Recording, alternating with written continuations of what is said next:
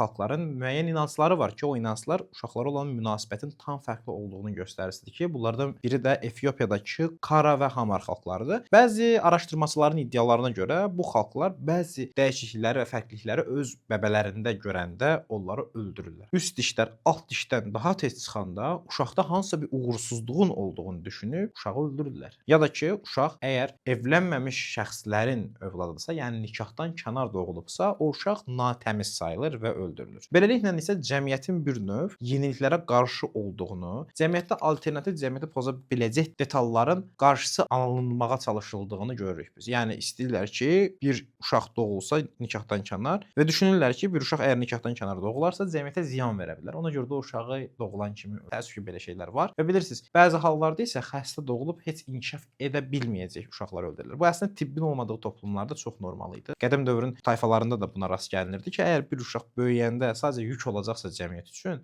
o öldürülürdü. Niyə? Çünki cəmiyyət onsuz da özünə güclə baxır. O kiçik tayfalar, kasıb acından ölən tayfalar. Bir də gəlsin hansısa bir xəstə uşağa baxsan, xeyr. Yəni bunlar fərdə önəm vermirlər, kollektivə önəm verirlər.